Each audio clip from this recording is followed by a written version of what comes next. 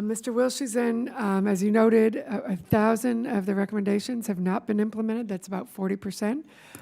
What are some of the most common reasons for that lack of implementation, and what steps might Congress take to help encourage agencies to implement these recommendations?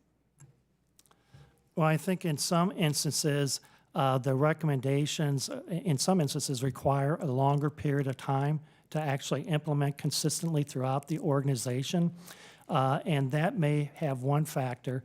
Another factor is that agencies often will close out a recommendation as implemented when they may have a plan or to implement the recommendation and not necessarily take the action needed to across the enterprise.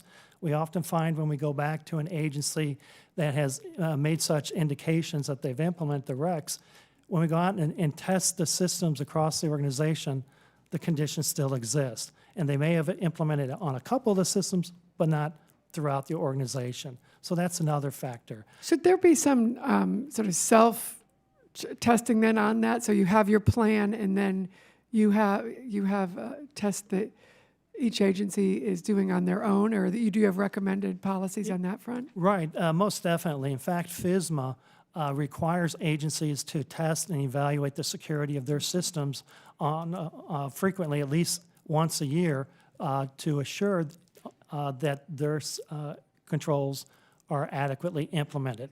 But that's just not being done? Well, it may be done, but we have also found that agency security tests and evaluation processes may not be that comprehensive. In some cases, they may rely on interviews or document reviews and not necessarily dig down to look to see how systems and their settings are actually configured. And that's vital with information security because so many controls are, particularly the technical security controls, are implemented in the systems and have to be configured in a certain way. So that's one of the key areas that we consistently find as a reason for these outstanding recommendations. Oh, thank you. And Dr. Burley, I really appreciate your focus on the need for education. And is 1.5 million jobs you said are needed? Yes. And so that certainly is a good growth area that people should be focused on. Appreciate GW's focus on that and many of our universities in the region. What type of practices even earlier on to get people into the pipeline, to get young students in this, can we be focusing on, really in earlier grades to make this really be kind of a lifestyle and understanding that this is something that everybody needs to be engaged in? I think that there are two different approaches that we can take. One is certainly getting students into the technology areas earlier, so teaching them how to code and understanding what that means, and so getting computer science down into the K-12 classrooms is critical. But we also need to focus on more general skills like analytical ability, critical thinking, communication, those types of skills, teamwork, team building. All of those different skill sets are critical for cybersecurity professionals, and so we need to consider those as well.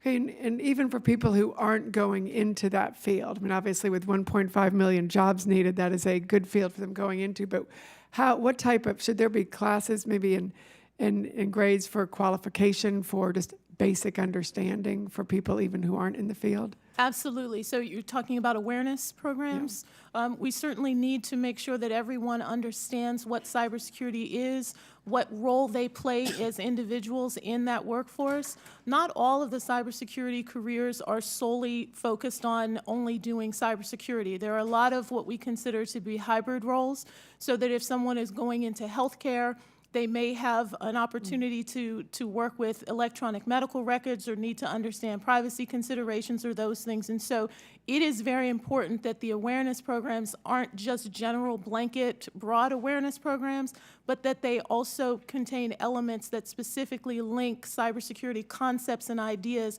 to all of the disciplines across the curriculum as early as we possibly can do it. So it sounds like we need something akin to a continuing education program for everybody in various fields on the need to be aware of this. And Mr. Mulholland, I noticed you're nodding too, if you wanted to Yeah, if I could just add to that, as someone who hires, and over the last 20 years has hired many, many security engineers, certainly I would support, enhancement of skills. We find it incredibly difficult to hire well-qualified security engineers, but also more broadly, in some of the software security programs that we run, I end up spending a lot of time just teaching non-security software developers about security. I would love to see basic security skills to be part of every computer science degree, in the curriculum moving forward, so I can invest my time in being proactive and defending rather than having to teach all of my non-security colleagues about the basics of security. Excellent. Thank you all. And I now yield to Mr. Lipinski for 5 minutes.